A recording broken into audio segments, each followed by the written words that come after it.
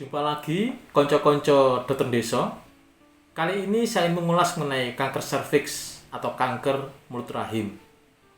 Suatu kanker terbanyak kedua setelah kanker payudara pada wanita.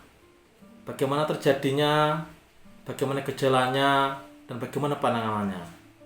Untuk lebih jelasnya, saya persilakan konco-konco untuk menikmati video ini sampai selesai.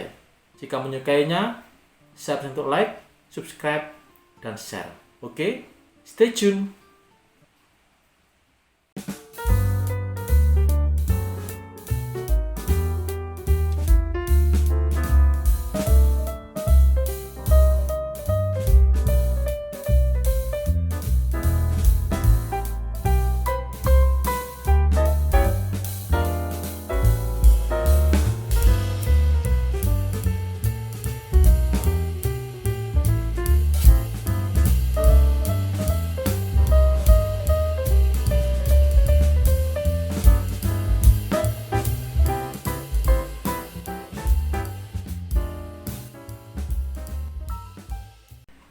Di seluruh dunia, kanker mulut rahim merupakan kanker terbanyak kedua pada wanita, terutama di negara berkembang. Dan 90% angka kematian kanker mulut rahim terjadi di negara berkembang. Dulu, di negara maju juga mengalami hal yang sama, di mana angka kejadian dan angka kematian akibat kanker mulut rahim juga cukup tinggi. Namun seiring dengan kepatuhan pada screening dan deteksi dini yang baik, maka berangsur-angsur angka kejadiannya menurun dalam kurun waktu 40 tahun terakhir. Ketimpangan angka kejadian dan kematian akibat kanker mulut rahim di negara maju dan berkembang memang disebabkan oleh karena perbedaan cakupan deteksi dini. Deteksi dini kanker mulut rahim di Indonesia itu masih berkisar sekitar 25%. Sedangkan di Amerika Serikat sudah lebih dari 70%. Rendahnya angka cakupan deteksi dini kanker mulut rahim di Indonesia terutama disebabkan oleh karena kurangnya fasilitas, infrastruktur, dan budaya. Terdapat sekitar 36.000 kasus kanker mulut rahim di Indonesia dengan sekitar 90 kasus baru setiap hari dan 60 kasus kematian setiap hari. Dari jumlah itu, 90% meninggal dalam 2 tahun pertama, dikarenakan datang sudah dalam kondisi stadium lanjut. Oleh karena itu, pemerintah mulai Agustus 2022 berencana membuat program vaksinasi HPV untuk anak SD kelas 5 dan 6, di mana vaksinasi ini merupakan pencegahan primer terhadap kanker mulut rahim dan bertujuan untuk menurunkan angka kejadian kanker mulut rahim.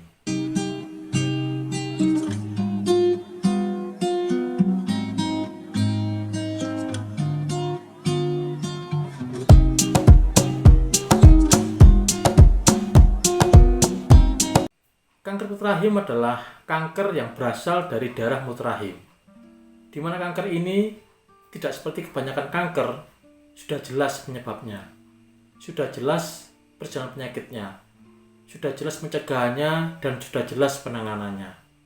Tetapi pada kenyataannya, angka kejadian dan kematian akibat kanker ini di Indonesia masih cukup tinggi.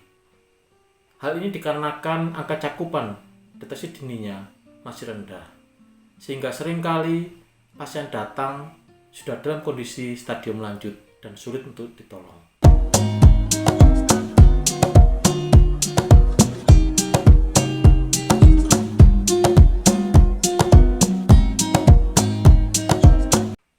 Virus human papilloma ditemukan pada sekitar 93-97% wanita dengan kasus kanker mulut rahim, sehingga virus ini adalah penyebab dari kanker mulut rahim.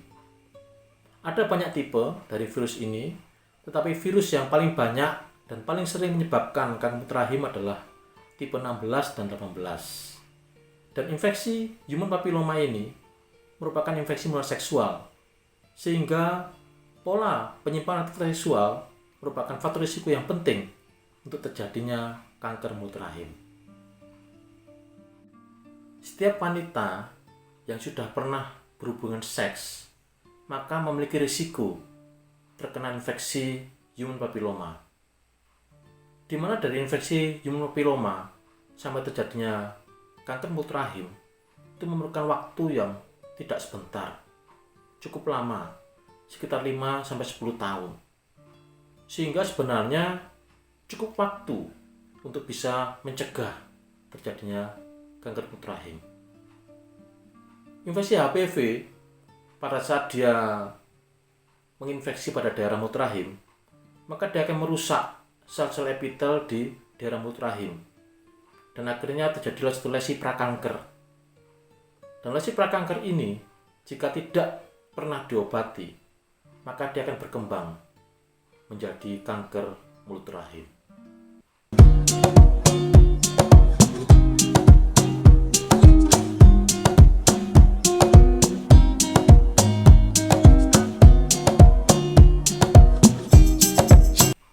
Faktor risiko terjadinya kanker mulut rahim terutama terkait dengan penyimpangan aktivitas seksual, terutama adalah sering berganti-ganti pasangan.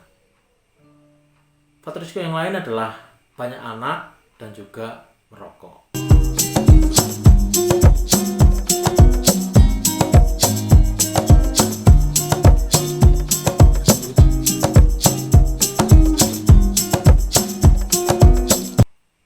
Kanker mulut rahim terutama menyebar ke organ sekitar, dan meskipun jarang bisa juga menyebar jauh. Gejala klinis dari penyakit ini adalah berupa perdarahan banyak dan lama, seringkali disertai anemia sampai membutuhkan transfusi darah. Kemudian juga bisa perdarahan setelah berhubungan seksual. Kemudian juga bisa keputihan yang banyak dan bau, nyeri perut bawah dan nyeri panggul, dan juga bisa berupa gejala akibat dari gangguan ginjal maupun gangguan usus.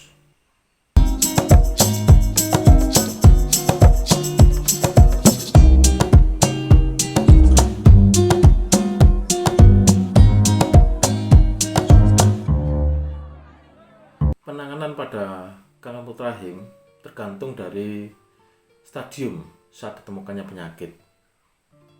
Modalitas terapi bisa dengan operasi, bisa dengan kemoterapi dan radiasi.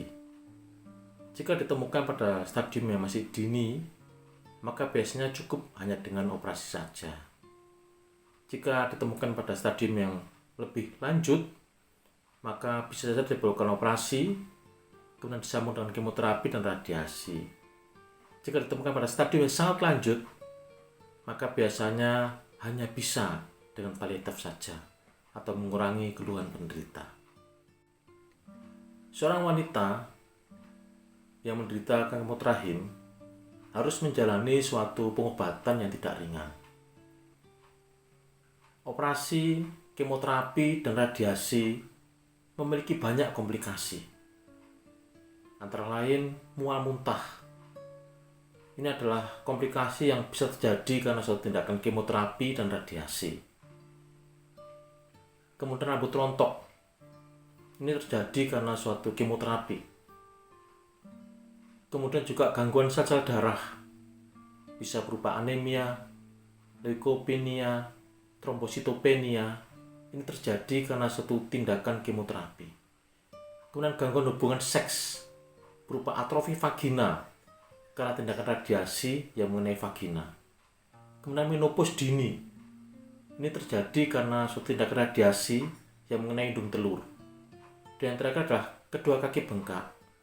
Ini terjadi karena terputusnya atau terangkatnya pembuluh kelenjar limfe pada saat operasi.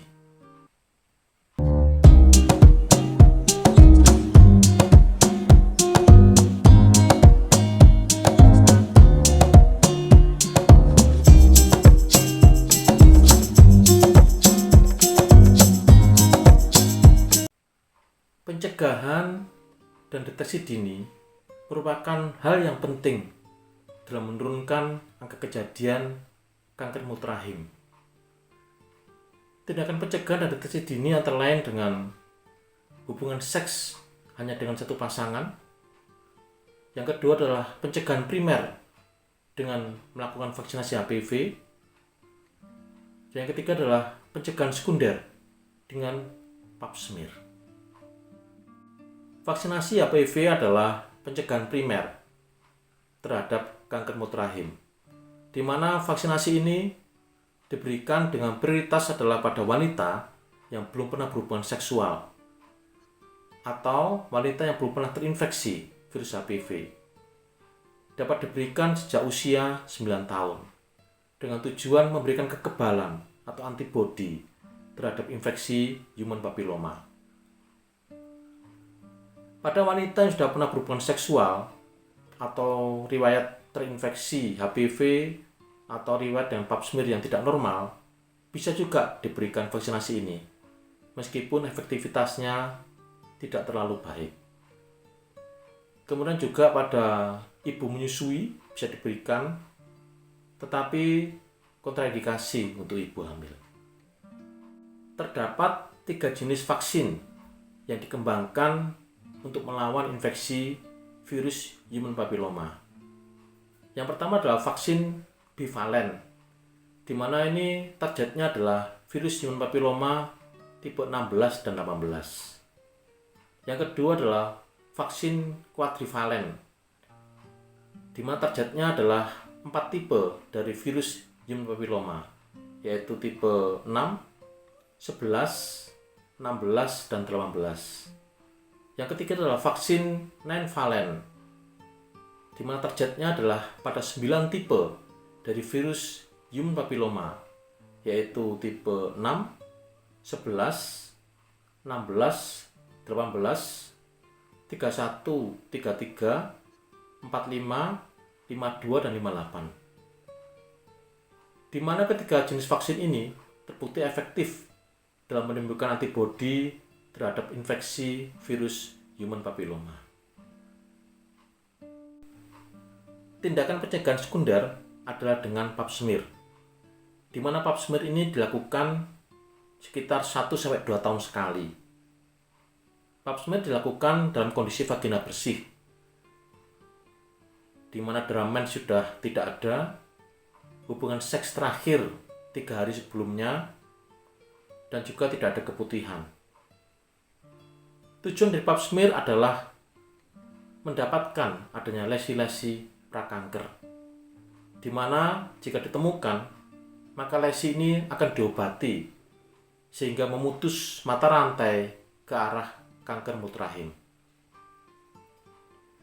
Meskipun seseorang sudah melakukan vaksinasi HPV, tetapi tetap perlu pap smear, karena vaksinasi HPV hanya memproteksi atau melindungi pada beberapa tipe dari virus human papilloma, dan masih banyak tipe yang belum terlindungi dengan vaksin. Tindakan pap smear ini sebenarnya sangat mudah ya. Tidak sampai 5 menit dan tidak nyeri. Tetapi banyak wanita yang tidak bersedia karena merasa dirinya sehat, kemudian juga ada rasa malu dan takut. Cara melakukannya adalah ibu dalam posisi terlentang, kedua paha dibuka, kemudian dimasukkan alat yang namanya spekulum untuk membuka vagina. Setelah vagina terbuka, kemudian dimasukkan kayu kecil steril untuk menggores permukaan dari mulut rahim untuk mendapatkan adanya sel-sel yang sudah lepas, di mana kemudian goresan ini dilihat di bawah mikroskop untuk mencari sel-sel yang menunjukkan tanda lesi prakanker. Ini adalah gambaran skematis dari perjalanan klinis kanker mulut rahim dan juga peran dari vaksinasi HPV dan pap smear. Jadi dari suatu infeksi HPV sampai terjadinya itu kanker mulut rahim, itu harus melewati dulu suatu lesi prakanker, di mana jangka waktunya tidak sebentar, sekitar 5-10 tahun, sehingga sebenarnya cukup waktu untuk mencegah terjadinya kanker mulut rahim. Vaksinasi HPV diberikan dalam kondisi prioritas utama dalam kondisi wanita yang belum pernah berhubungan seksual. Tujuannya adalah untuk memberikan antibodi terhadap virus human papilloma, sehingga jika sewaktu-waktu dia berhubungan seks dan terkena infeksi human papilloma, maka dia sudah memiliki antibodi yang bisa mencegah infeksi HPV dan mencegah terjadinya kanker mulut rahim.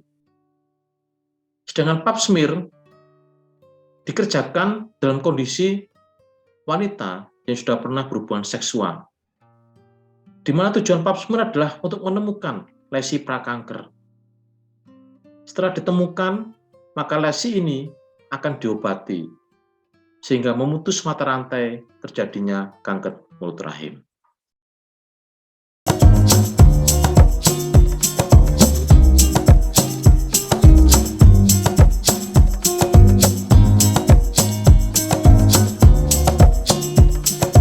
Demikian ulasan sederhana yang bisa saya berikan mengenai kanker mulut rahim. Harapan saya adalah agar para wanita bisa secara aktif mendukung dalam hal pencegahan primer dengan vaksinasi HPV dan pencegahan sekunder dengan pap smear untuk menurunkan angka kejadian kanker mulut rahim. Terima kasih untuk konco-konco yang sudah menonton video ini sampai selesai. Dan jika menyukainya, saya pesan untuk like, subscribe, dan share. Oke? Sampai jumpa di video selanjutnya.